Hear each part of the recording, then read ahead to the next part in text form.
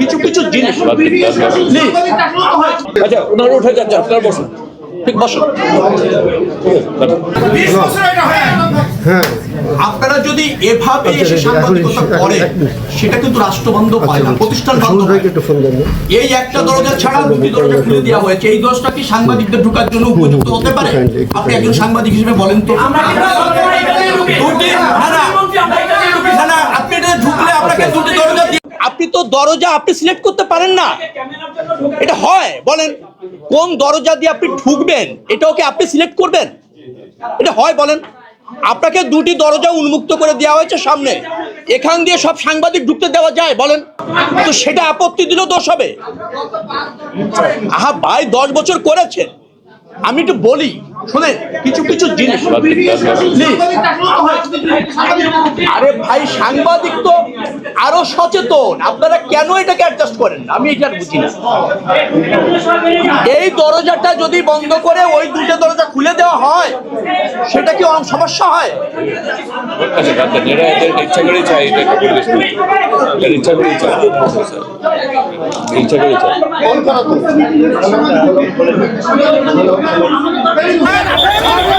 ওরা আওয়ামী লীগের টাকা গেছে, ওরা আপনাদের সামনে মাথা ফেলে গেছে।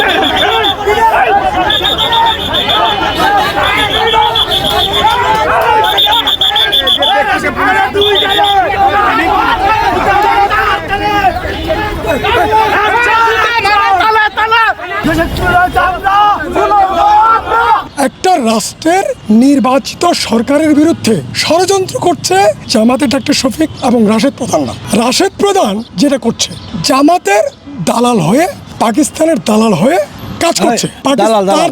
তার দাদা গমির উদ্দিন, তার না না, তার দাদার কথা বলছে ভাই, তার দাদা মৌলভী দাদার কথা বলছে। আপনি কি চাইবে? কোন মিডিয়া? এই তুমি কে?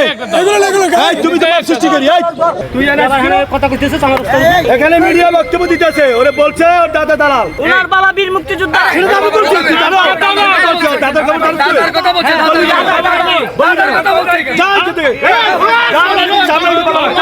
আমি তোমাকে চিনি তো যাবি, তুমি কেন না পাইবা না? তুমি যাবি না পাইবা না, কিন্তু